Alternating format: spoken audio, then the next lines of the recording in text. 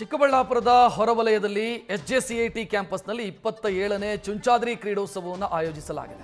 ಕ್ರೀಡೋತ್ಸವಕ್ಕಾಗಮಿಸಿದ news first CEO S Ravikumar ಮತ್ತು supreme ಕೋರ್ಟ್ನ ನಿವೃತ್ತ ನ್ಯಾಯಮೂರ್ತಿ ಗೋಪಾಲಗೌಡ ಅವರಿಗೆ ತೆರೆದ ಜೀಪಲ್ಲಿ ಮೆರವಣಿಗೆ ನಡೆಸಿ ಅದ್ದೂರಿ ಸ್ವಾಗತ ಕೋರಲಾಯಿತು.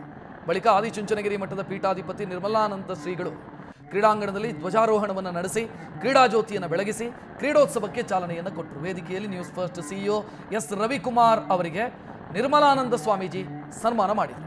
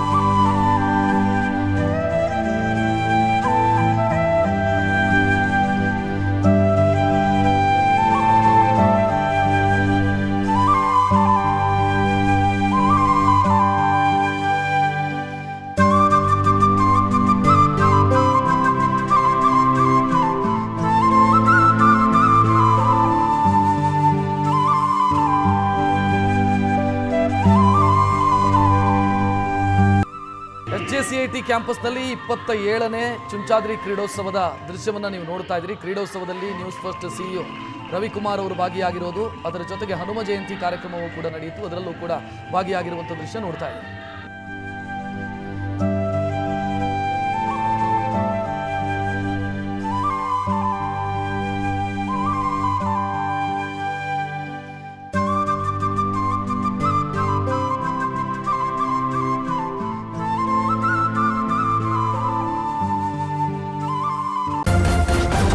ನ್ಯೂಸ್ ಫಸ್ಟ್ ನಿರ್ಭೀತಿಯಿಂದ ನಿಮ್ಮ ಪರವಾಗಿ.